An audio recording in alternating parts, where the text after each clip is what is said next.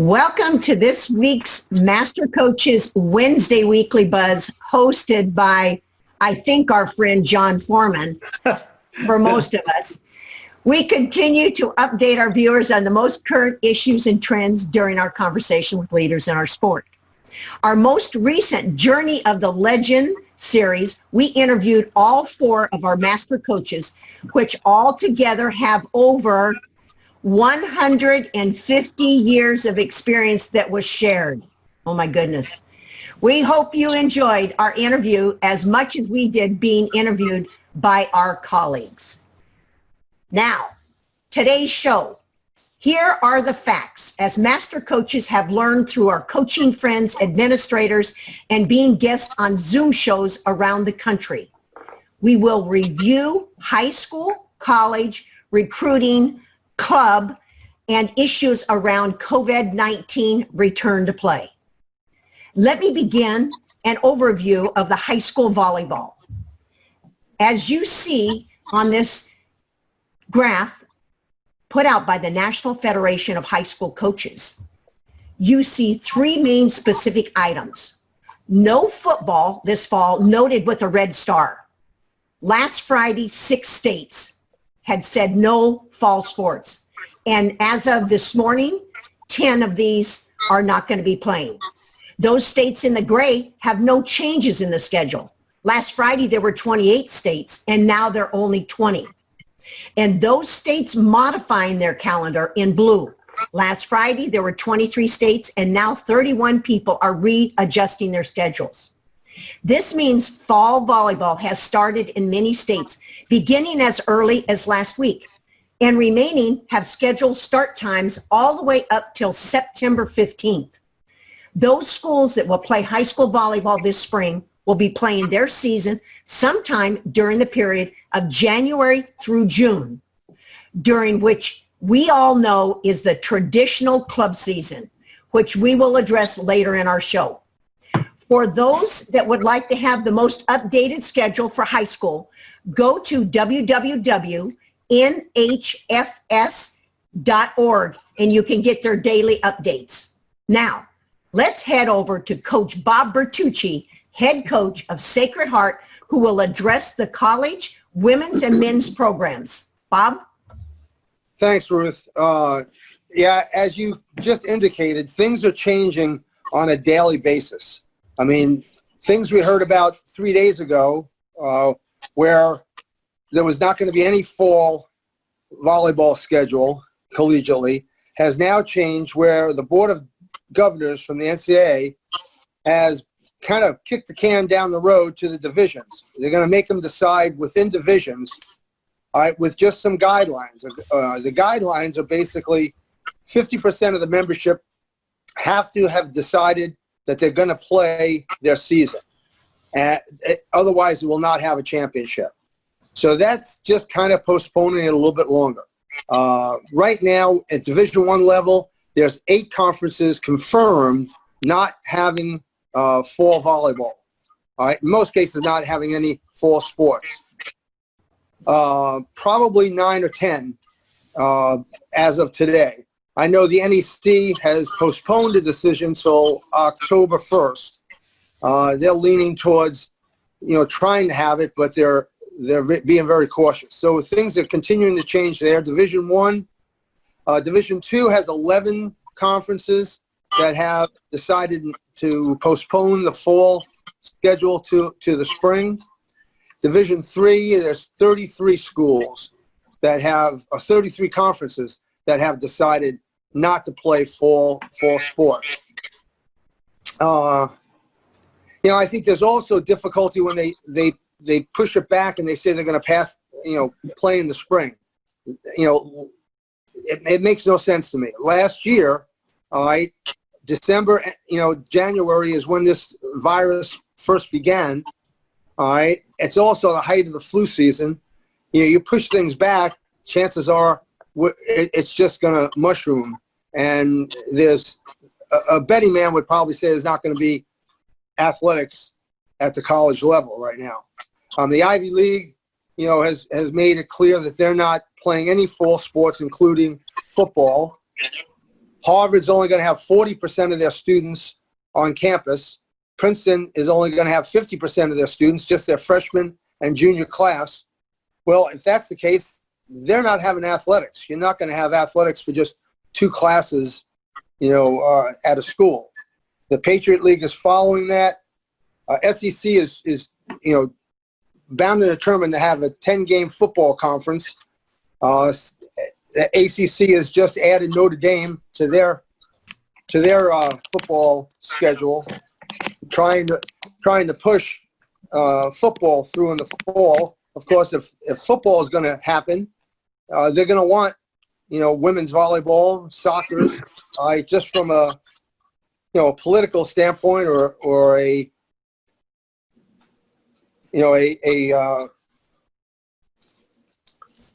Title IX. Title IX standpoint. But what's happening though is what we're seeing across the country is now the athletes are starting to speak out. Connecticut made a decision to suspend their football season. I was reading that article where it was primarily a football coach, being more concerned about the student athlete welfare. That played a large part in, I think, that decision. I think that's going to continue to make things or muddy the water on whether we're going to have fall sports or not. So that's just a quick rundown. Maybe we throw it over to Brian and let him talk a little bit about club for a minute. Thanks, Bob.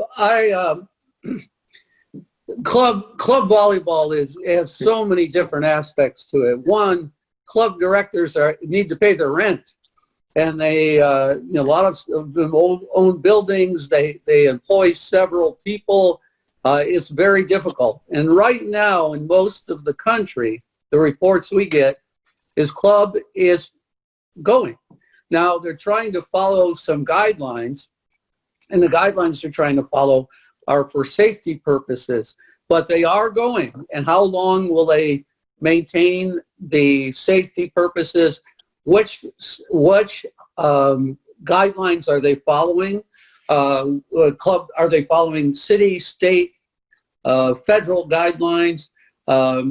It's very difficult because who is governing them? The JVA, USA Volleyball, they all have different suggestions for club, but nobody is stopping club. So club is going. Here in California, almost clubs are having tryouts. They're on a go. This year, the AAU down in Florida had their championship, club championships this year, and that went on without fans, but they still had, I believe, 600 teams. I'm not even sure how many. 300 teams. Yep. My biggest question with club is, who's governing it? What guidelines are they following? Is it a community guideline? How are they keeping the kids safe? Who's responsible for this? It's an indoor activity in most cases, except for beach volleyball. So my concern is that who's liable, who's governing, and how long can it go on? And what are they going to do when someone catches the virus? I mean, what's the protocol after that? And right now, I'd love to be able to give everybody an answer, but the truth is it changes every day, and I don't know. Ruth, you had a couple charts about club? Yes, I have that. The one that's... You're familiar with them. Can you kind of explain them to us? Sure. I think what you're seeing now is one of the organizations is JVA, and they're on top of not only the high school, but they're also on top of the club because they've seen that the junior club and high school overlap during spring. But what they're already doing, they're planning ahead. Even the West Coast, they established a new 6 and 7 club league that's going to be Northern California, Southern California, and Nevada, and they already are full already to capacity, and they're planning this in 2021. So they're not stopping. They're moving right ahead.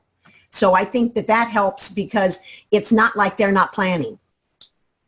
Yeah, and it's really difficult to see the conflict is already there between high school and club, and it's been going on forever.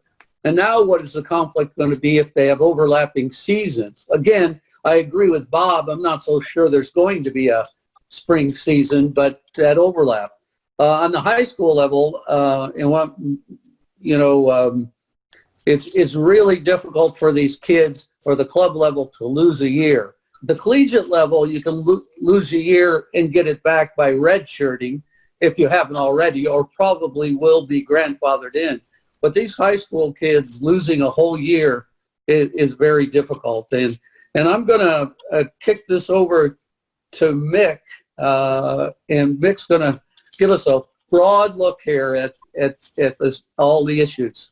Hey, Mick, before we go, sorry, Yeah. Brian, No, a question please, came go up. with it. Our club is having a high school league for the fall, and this was just now sent in as a question. And I think that that's what's happening in the states.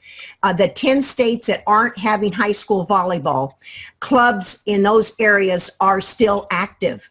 So you not only have a conflict with the states that are playing high school volleyball, that there's still club going on, but you're now going to spring where now high school volleyball is the predominant of those 10 states, and you've got club season going on. So now what do these kids do, Brian? The injury factor we talked about. Are they going to be in the same gym? How are they going to have access to gym when the women's basketball, boys basketball and volleyball and club teams all also participate in the gymnasiums in high schools? My own personal feeling, until we get a test that can be immediately responded with an answer to that test, is very difficult. If we're taking 10 days, 8 days, 10 days to get a response to a COVID test, then, and someone turns out to be positive, what effect does that have on the practices where they were positive and we didn't know it? How are you going to quarantine this? How are you going to eliminate? I mean, there's so many unanswered questions, and it's very difficult for me to understand. I know we have to find ways to get young people to participate in sport. How we do it still is we don't have answers, and I just hope that everyone stays healthy and the club and high school can work together and we can have some kind of season. But I'm now going to turn it over to Mick. Thanks. Well, let's see if we can put a little perspective together here so we can see the bigger picture. First of all, women's volleyball in this country has, especially club and high school, is driven by the scholarships. Scholarships have been the primary driver in getting volleyball to be the most popular women's sport, high school girls sport in the country. And recruiting has been curtailed, at least till the end of August. Some feel like it's going to be, you're not going to be able to go out until after December. So that's going to put a hurt on the clubs. The clubs are doing everything they can to try to generate revenue to pay for their facilities and that sort of thing. However, a third of the country is out of work, and parents can't pay for club dues continually as this continues to manifest across the country. So that's an incoming problem. The NC2A has now thrown out some guidelines this morning that are really quite bold, but these guidelines are really Power 5 friendly, my opinion. And there are a couple of things that we really need to bring out. Bob got a couple of them, but first of all, the NC2A has told all three divisions, 1, 2, and 3, by August 14th, you have the responsibility that every student athlete who's playing a sport and their families be told exactly what the parameters are if they have to shut down the sport, if their student wants to pull out of the sport. And that's 9 days they have to get this material together, and each one relay this to everybody that's going to play sport, fall sport in their school. The second date is even more significant. By August 21st, all of the conferences, all of the divisions have to decide if they're going to have a national championship. Division 1, Division 2, and Division 3. To do this, they have to have, as Bob mentioned, 50% of the teams, the member schools in that division, have got to be playing volleyball. Anything less than that, anything less than 50% means that you cannot have a national championship. With that in mind, the NC2A has also said that schools must examine their financial ability to take care of the athletes, both with the medical, the testing. They have to provide insurance if they get sick, everything, and they have to provide a student that withdraws from the team. They still get their scholarship at this point. They cannot take that away from them. So the financial commitment to start the sport in college is significant. And the guidelines are so significant. They've also done a couple of other things. They've told schools you can't have student athletes sign waivers to release liability and responsibility. So in other words, they can't do the Trump rule, come to the convention, but we don't take any responsibility if you get the virus. That kind of thing is pretty good for the NC2A. They don't usually get this proactive and help in those kinds of ways. And then they've said if you do decide, each division decides to have a championship, you can cut that championship down in the number of teams. I would look for Division I to be cutting from 64 to 32 teams and running the championship on 2 weekends if, in fact, Division I runs. That's the way I could see that working. And the athletes have to be in a bubble. They have to be protected from the workers. It's almost like the NBA in Florida is what the NC2A is recommending. Again, a huge financial commitment. There are a couple of other things that go with this. After all of that, they're not sure if they have to cancel the season. They're not sure if they'll bring it back in the spring or whether it'll just be over. And they've laid out guidelines for that. So I look at this as being a guideline that's going to filter down from colleges to clubs, because clubs can't provide this kind of, well, most clubs can't provide this kind of medical support, testing, and those kinds of things. High schools are less likely to be able to do that too. So what's the bottom line? And now we're seeing the Big Ten this morning. The football players now came up with a group of demands. And both the Pac-12 and the Big Ten football players, one of their major issues is safety and how are we going to be protected, and we don't think the protocols are good enough. Well, we haven't heard anything from volleyball players yet. So I'm going to throw this back to you guys. Well, what do you think about all of this? Because I've expressed my opinions to you all prior to the show, but I do think these are Power 5 friendly guidelines, and only the schools playing football and making money can afford to do this. And will they do it right to protect the athletes? That's the question. So anybody else, feel free to jump in here. Well, one school reported that it costs $150 per test. So if you do a test every week to a football team, which is counting staff and everyone involved with football, if you're doing 150 tests at $150 and you're doing it every week, just once a week, you're talking in the hundreds of thousands of dollars for a season. So certainly it's prohibitive for some schools to be able to maintain that. And then what happens? And clubs for sure, Brian, right? And clubs and for sure. For the clubs, then it's impossible. Clubs and waivers are being discouraged, like you said, in college. Now, we don't mean to talk about football so much, but the reality is football really drives all fall sports. So volleyball is directly connected to whatever happens with football, and I believe that to be on the high school level. On the club level, it's going to push forward, but again, the big problem is going to be when someone gets sick, what's going to happen then? And would you guys agree with me that if we were not playing collegiate football this fall, that probably we would not have any fall sports if we weren't playing collegiate football. And that just says volumes about what's going on here and the mentality of what's happening. Well, I was going to say, my concern too is really looking at high school and how you intertwine club, because it's always been an issue even before COVID, because there's always club going on practices during the fall time, and it's almost like volleyball has become all round with club, and high school is fall, but they are doing off season. So now you're putting an entirely different big responsibility on that. Coaches need to communicate more than ever. And it's hard because one is, Mick, you mentioned the dollars of keeping the facilities open.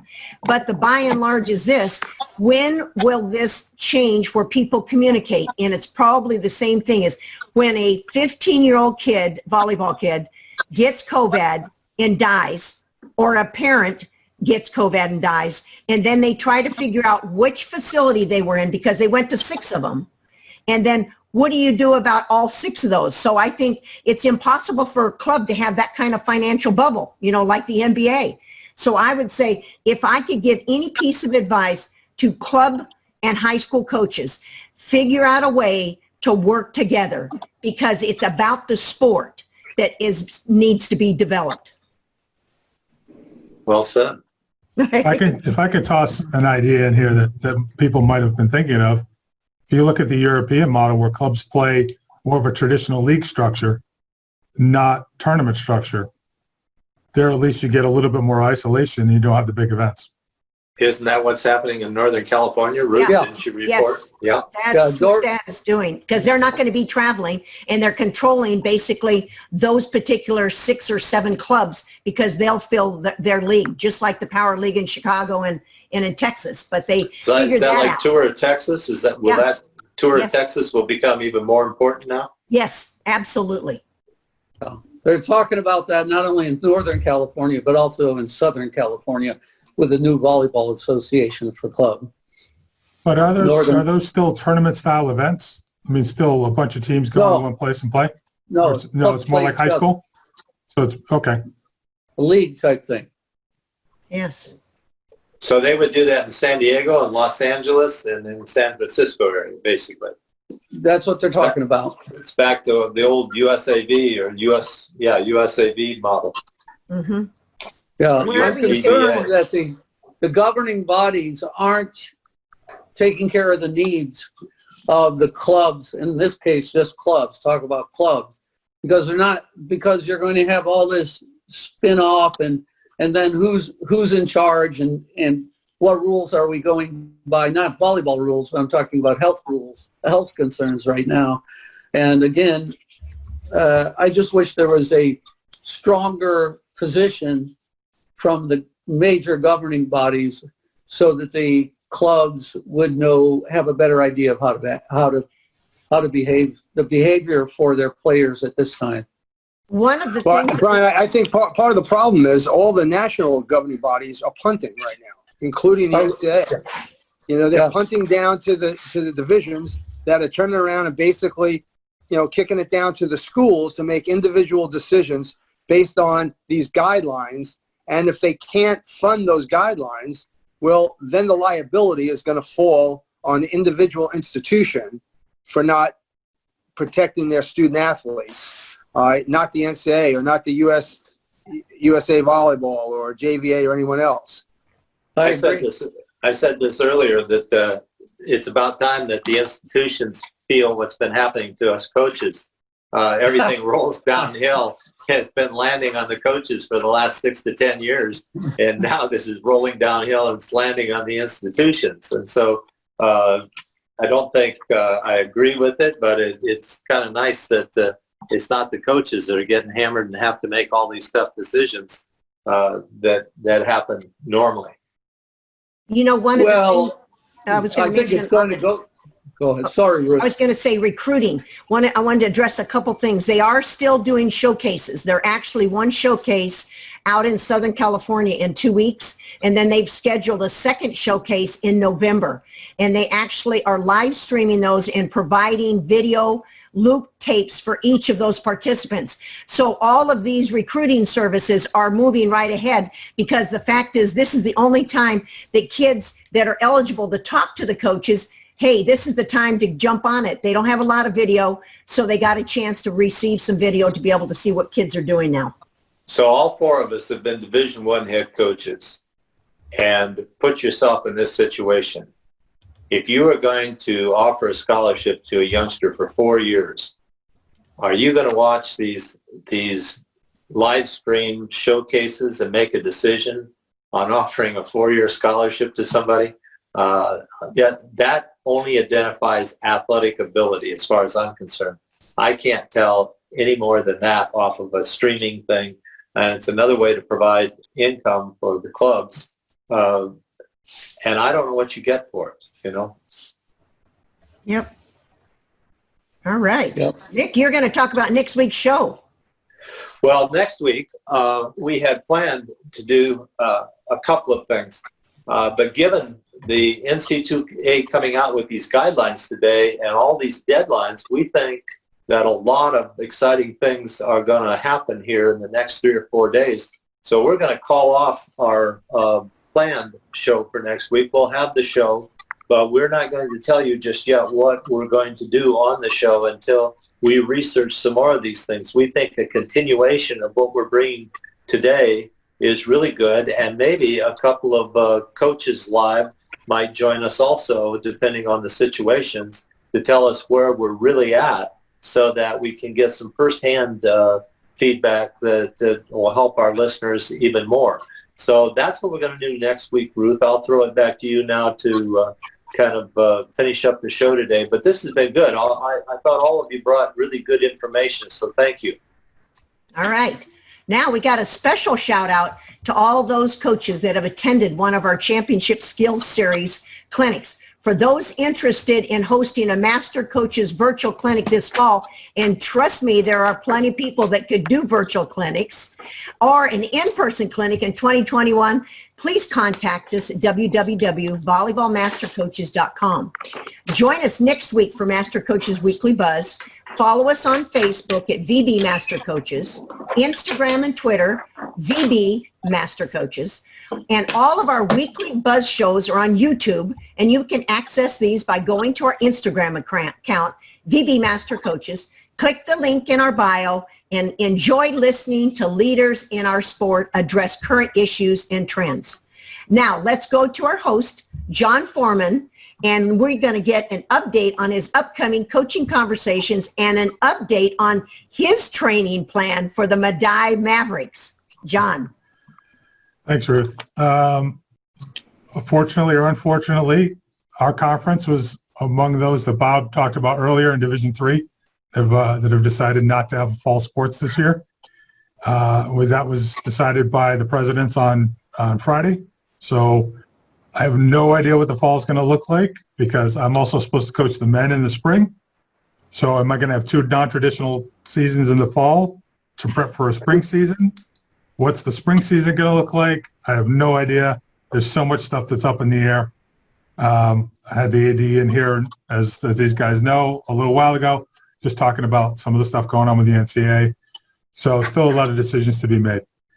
In terms of staying up to date, as Mick said, we'll make an announcement as to what is going to be in next week's show. So when that happens, you can obviously follow the Master Coaches stuff. You can keep track of my Twitter feed, Coaching VB. If you're watching on the Facebook stream, Coaching Volleyball is the Facebook page. And until we get this more sorted out or more confused, we'll see you next time. Have a good week, everybody. All right. Be safe. Thanks, John. All right, thanks, John. Guys. Thanks, John. John, you're wonderful.